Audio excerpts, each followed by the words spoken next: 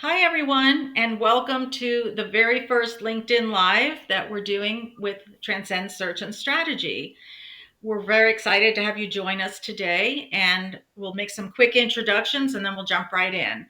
I'm Jamie Hirsch. I'm the founder of Transcend Search and Strategy. I founded the company in late 2023 after a 20-year career really in executive search, primarily with Lucas Group, later to be Korn Ferry. Very excited. We've had a tremendous 2024, very optimistic about 2025.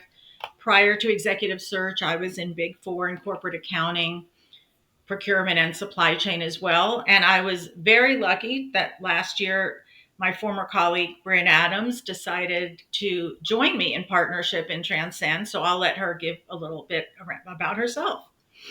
Hi, everyone. I'm Bryn Adams, and I actually started my career in recruiting right out of college and been in executive search for a little over 11 years. I predominantly have focused in finance as well as a little bit of HR and operations leadership roles. And as Jamie said, we worked together for 6.5 years during our time at Lucas Group and then joining her in July as an executive partner at Transcend. Been one of the best decisions I ever made. And we're thrilled to be sharing our insights from our market report and the trends happening in 2025 and excited to hear what you guys have to think about it and hope you find it valuable. Absolutely. So, some of you may have already downloaded and reviewed our market report that we recently published. Some of you may not have. It's still available on our website. We'd love to have you take a look at it. And as with everything, we're open to feedback, questions, and even recommendations for future publications. Also, to just let you know briefly, we do also put out a bi-weekly newsletter called Executive Edge, which we post through LinkedIn, and you can actually subscribe to it on LinkedIn. Those also happen to be available on our website in the Insights section. It's important to us in our role as executive search partners to our clients and our candidates to keep you abreast of what's going on in the marketplace beyond just helping you find a job or helping a client make a hire. So, in our market report, the focus of it is to talk about the critical trends we're seeing in place for 2025 and beyond as it pertains to the C-suite and most specifically the CFO role. As I'm sure many of you know, the role of the CFO has evolved significantly over the last 5, 10, even 20 years for a number of reasons. And we're going to talk about that and some of the other factors that are impacting the reasons for this change. The 5 trends that we covered in our market report, which will frame our conversation today, were the evolving role of finance leaders, the increasing demand for CFOs who have PE and M&A experience, the importance for the CFO to be proficient with AI and data-driven insights, analytics, and technology, and especially the role of impact and hybrid work models, which has become a huge hot button.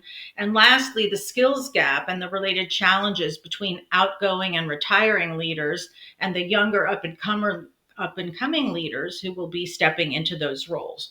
So I'm going to jump right into the evolving role of the CFO. I would say, in summary, the biggest change we're seeing and have seen is that beyond just overseeing the day to day accounting and finance function, making sure month end happens, financials are put out, the CFOs have now been looked to as key business partners, strategic leaders in the company, especially advisors to the CEO and the other members of the C suite. CFOs are much more engaged in the operations of the company and play a key role in critical decisions on the direction of the company and the success of the company. And this has been a trend coming into 2025, but we expect it to expand even more this year and forward. The reason this is important to you all, whether you're thinking as a potential CFO candidate or a future CFO candidate, or as a company, how to compete as a company in staying ahead of the curve against your competition, the importance of AI and data analytics, data driven decision making, that's what's going to be the differentiator. A CFO who has not embraced these things and is still running off legacy systems and Excel, they're going to be behind the curve, quite simply. The CFO is working much closer with the C-suite in developing corporate strategy. And additionally, the complexity of the risk management and regulatory environment is ever changing and developing. So that's going to also require a lot of the CFO's time. This is just something that I think, to remain ahead of the curve as a candidate, to remain as the ahead of the curve as a leader in your company, these are such critical points for you to embrace.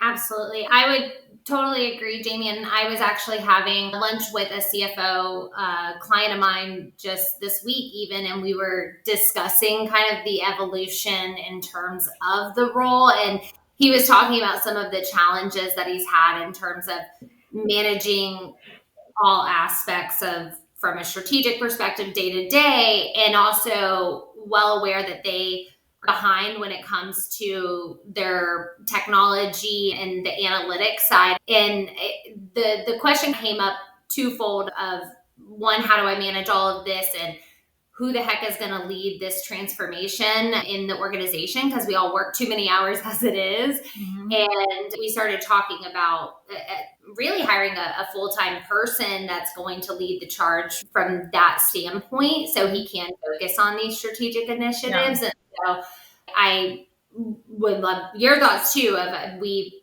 really trying to strategize as a partner to him of how do we move forward with this, and knowing that it's a big priority for the organization. Yeah, this is huge. And we've had a number of conversations with clients. Bryn happens to have had this one this week, so it's very relevant. And I think this will turn out to be our very first leadership search for a director or VP of digital transformation. So we're super excited about it. We're definitely starting to network more deeply in that space because we think it's going to explode. And to Bryn's point, clients are asking us, okay, as a CFO, I've got my day job of being a CFO, and then I'm supposed to be a strategic advisor where, that's working 24 hours a day. And where I think this comes in is the way forward has to be in parallel. So the CFO needs to be developing his or her skills as a strategic leader, meaning having influence and getting buy-in and commitment from a C-suite that doesn't necessarily report to the CFO versus when they just manage their own team, and starting to really develop those strategic leadership skills and evaluate the best direction for the company to increase its market share against its competitors. The way that this is going to happen, honestly, is the implementation of AI and analytical driven decision making. You'll see in our market report, we have a bunch of data points, but one that really stuck with me is that 42% of today's accounting and finance day-to-day tasks can be automated and will be automated. If you picture, that's a significant chunk of focus that would free the CFO up and potentially another level down to spend more time doing the more strategic initiatives for the company. But it is a juggling game, and it's a chicken and an egg, but we're here for it. And we're excited because we love finding the right resources for our clients to get to the next level. And I think this is what it's going to be, what it's going to look like. Absolutely. I think it leads into the next big trend that we even talk about in the market report in terms of the data analytics and the AI. And I know we were discussing earlier of sometimes candidates think it's system implementation and conversion, but it's the trend in terms of AI being utilized in terms of companies and where they're going. And if you aren't doing it, you're behind the curve. Yeah. Yeah. And it's interesting because Bryn and I have had a lot of discussions with CFOs, and we'll talk about technology. Some companies might have a requirement. They don't want to hire someone that's not well versed in a certain technology. And we'll hear things like one accounting platform, Oracle, you're going to be okay with SAP, or one is just as good as the next. And that's fine when it pertains to an actual accounting platform to run the GL and so forth off of, and even produce some reports. But this is a much bigger category of intelligence. This is automated, this is artificial intelligence and automating processes that will give things like predictive modeling much more complex and thorough than even the best analyst building a model in Excel or in one of the other more advanced tools. This isn't a matter of what accounting platform you're on. This is a matter of implementing way more sophisticated technologies that will be able to take and extract the data in your primary ERP system and then take it and create a new data warehouse from which new reports, modeling, predictive analytics will be made, looking at past trends, predicting future trends, so that this organization will be way ahead of the curve and knowing, wow, we look like consumer demand might be shaping this way. Maybe we should switch our product mix or what have you, where competitors are going to have no idea. They're just still worrying about what they're using for an accounting platform.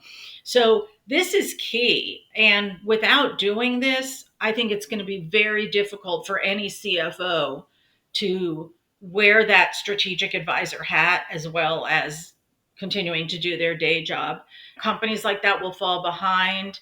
The power and significance of the forecasting that will come out of these technologies is going to be extremely powerful. And if I'm a CFO listening to this or reading the market report, or even maybe a VP of finance, someone on a path towards CFO, I'm thinking, okay, I might not know a lot about AI or advanced analytics today. How can I educate myself? So there are a number of resources out there, but to the extent there's a knowledge gap, I would definitely encourage people to start educating themselves. I'm sure there's online courses and webinars and even talking with other people in their network that are a little bit more proficient with this would be a smart move.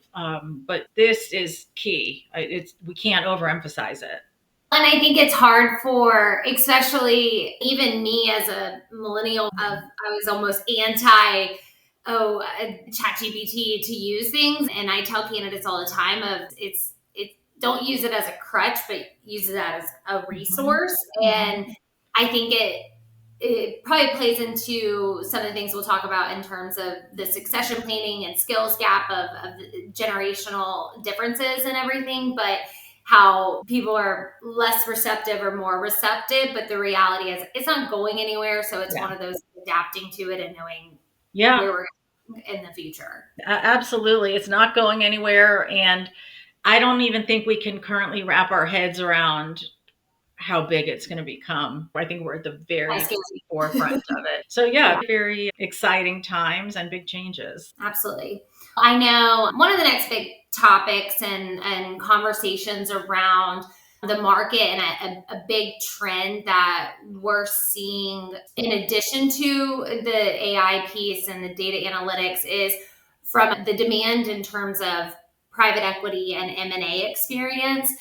And if you look back of even the past 2 years of where a lot of private equity and M&A deals were slowing, what we're predicting for 2025 and seeing is certainly an uptick in terms of deals going through, that people are they've got their money ready to invest this year. And so that's exciting for the market.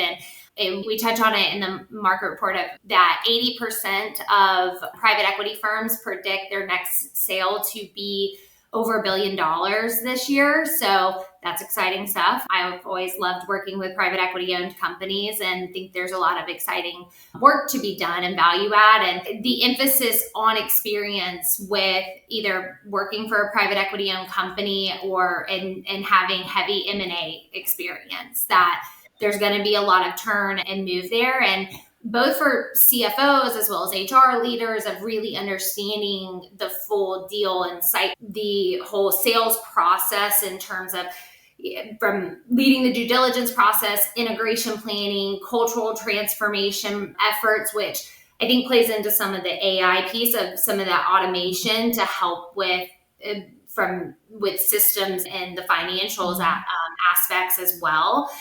And so having those leaders with that experience, and I know you've probably had the question too of how do I get into private equity because they own everything. I know I have, and what we see is in where my advisement, and Jamie, if you have anything to add here, I'm always get as much experience from an M&A perspective of how to synergize both from a cultural aspect as well as the financial aspect of the company, because I think it's about 83% of deals don't have the expected value that they predict due to cultural issues too.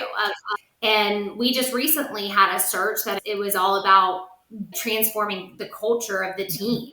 And sometimes people brush over that in terms of thinking about their experiences, like how did you build a culture and as a business to synergize and work together. And we've seen a lot of that, and there's the complexities from a financial perspective, but also the people aspect as well. Yeah, absolutely. And we have seen and helped some finance leaders successfully transition from a privately owned space to the PE space. It's a lot of times prior PE or prior taking a company through sale type experience is required. And we've also seen people successfully transition from a public company to a PE owned. And, the other piece of the puzzle here is while the majority of these private equity acquisitions and integrations will likely go through a sales cycle in that 4, 6, 5 year time frame, the other sliver of them will IPO or plan to IPO. So the whole IPO readiness and timeline and taking a company public is key. So sometimes a PE company will actually be open to considering that. And one thing I thought about that we didn't touch on before, but both with who in the organization is going to lead the digital transformation so the CFO can be the CFO and the strategic advisor. So there's that new level of leader that we're starting to see needs for. But also on this, if a company that's in a PE portfolio, if the plan of the owners is to take it public within 1, 3, 5 years, hopefully not within 1 year, but oftentimes we get that similar question of, well, who's going to lead this? Someone has to build out IPO readiness infrastructure and the infrastructure for the following external financial reporting. Well, when they ask us, should we hire a consultant for this or for digital transformation? Should it be a permanent hire? And there are some great consultants out there, certainly not criticizing consultants by any means. They add tremendous value. But if it were me, whether it's someone to lead digital transformation or to lead IPO readiness and IPO, I'd want a permanent leader in that role, because the minute the project is over and the consultant walks out the door, so does the institutional knowledge. And in a technology or in an IPO setting, things are set up. They're always going to need to be tweaked later. So a year or two in, it'll be helpful to have the person that actually was instrumental in getting there in the first place. With the expansion of acquisition activity in the PE space, we think we'll also be seeing a bigger demand for the sale and integration piece as well as the IPO piece. Absolutely. And I think I know we both have worked searches of, it's a private equity owned company preparing for IPO or just preparing for sale and trying to figure out how to move forward and everything. So it's certainly a complex thing. It's a lot of work. A lot of those people that take a company public, there's those that love the chaos and love building it, and then they've done it and they never want to do it again, or they do, it depends. And we hear a lot of those absolutely those stories. So, but we're excited that it seems that 2025 is very optimistic in terms of with private equity and the movement, because I'm excited about that trend as well. Absolutely.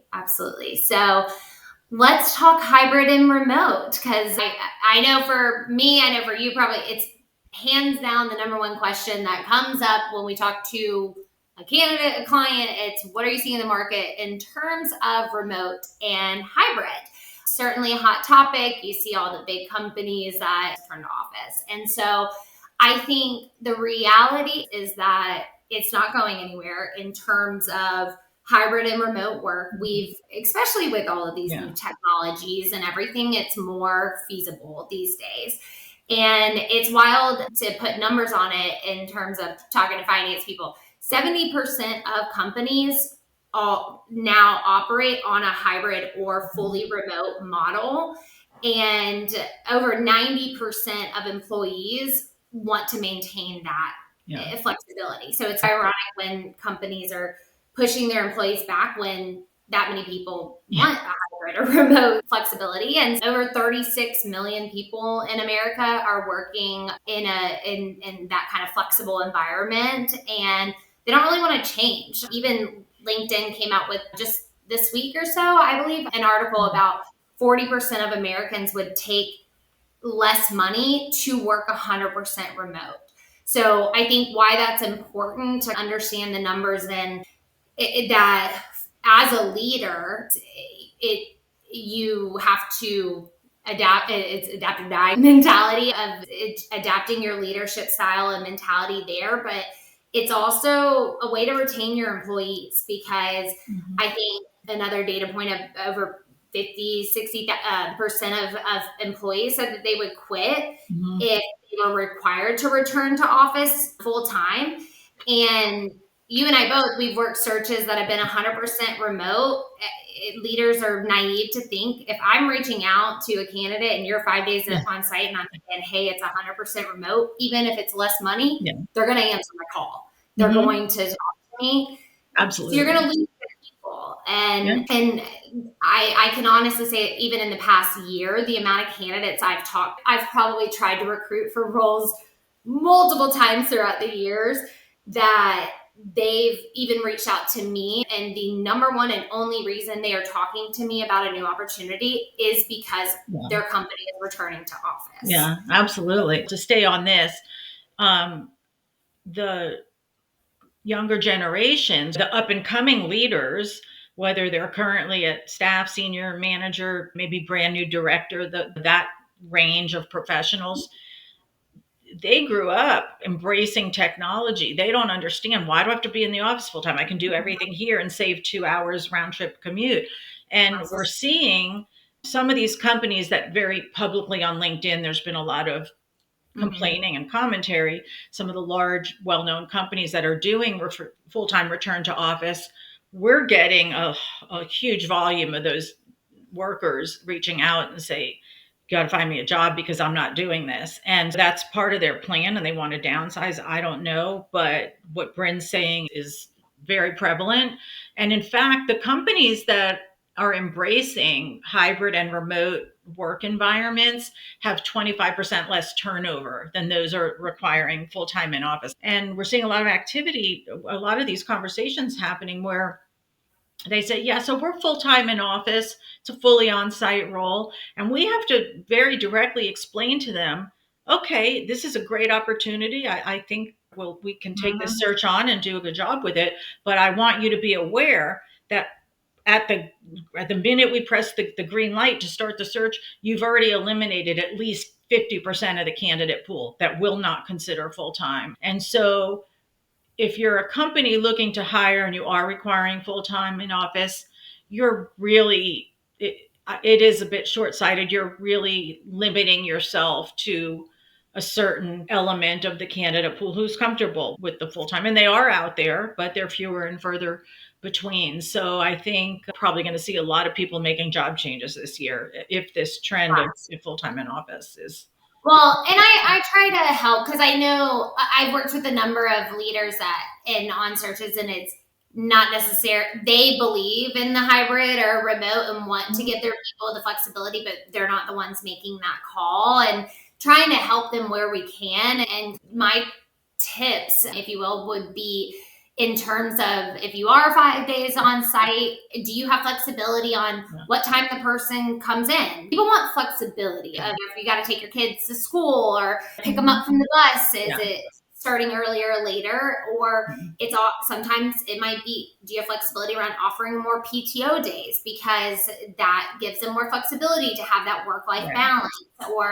And then the cold hard truth, you got to pay them more. And it's absolutely that if you are Absolutely. 5 days on site, you need to pay at least 10 to 15% Mhm.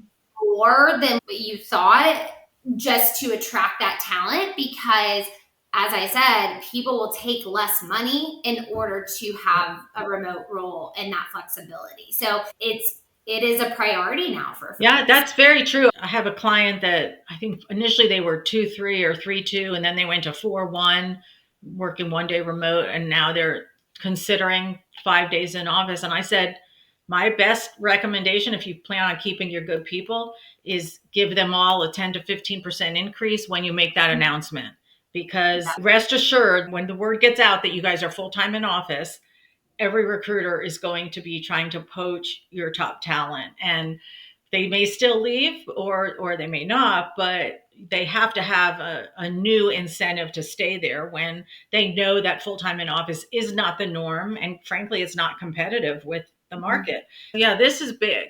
This is Yeah, big. We'll be interested to see how maybe how this topic looks at the end of the year.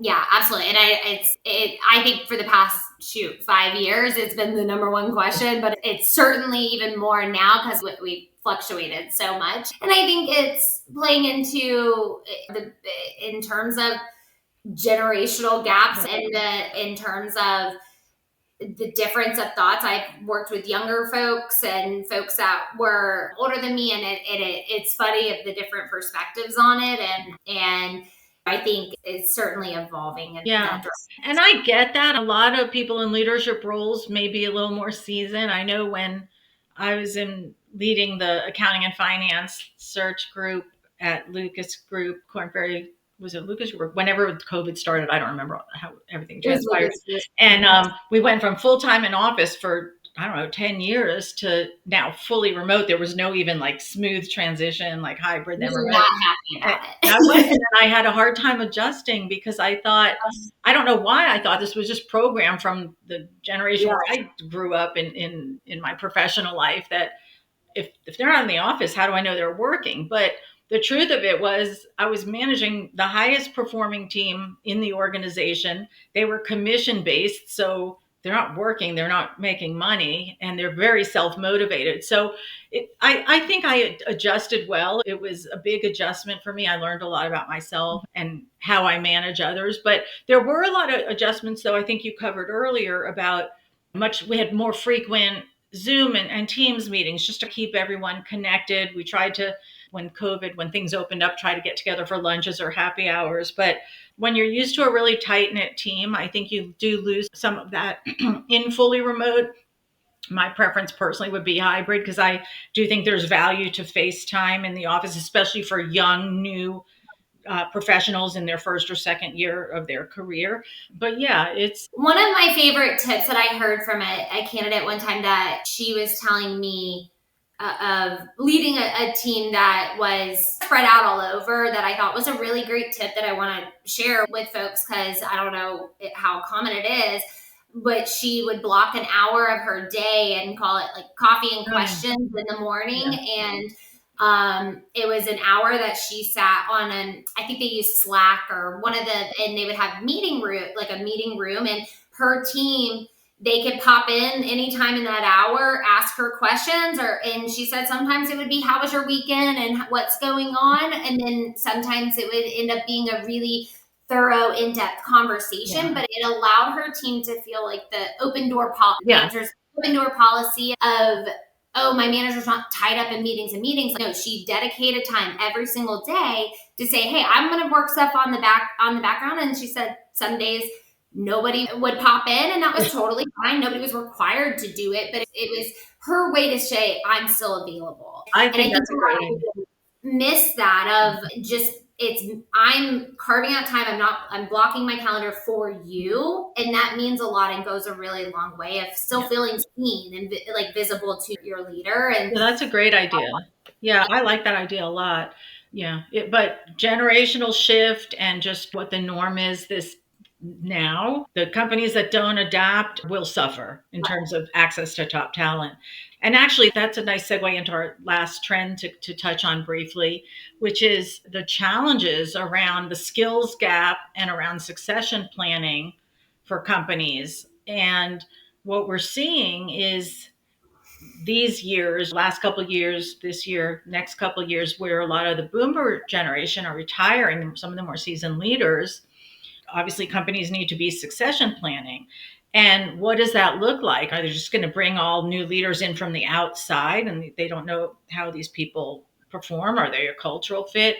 What companies, and we're emphasizing this in conversations all the time, you need to start looking at your next layer or two down and identify high potential performers that could be future leaders, maybe VP and director level. If you suspect your CFO, for example, might be retiring in 18 to 24 months, maybe even a little longer than that, 30 months, because these people will need development. They may be used to leading a smaller team within the finance department or the accounting department.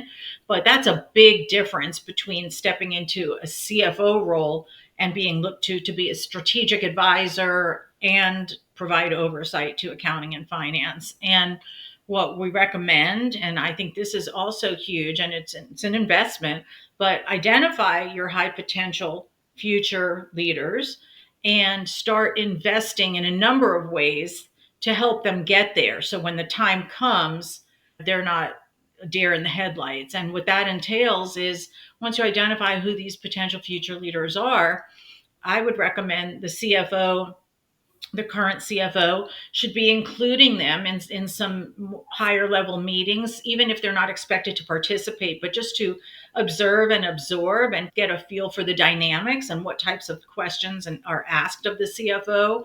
They can start having that exposure and also getting some face time with the other leaders in the company. So a little bit of that, a little bit of one-on-one mentoring between the current CFO and these future leaders, and then also a financial investment into a leadership development program for these high potential individuals.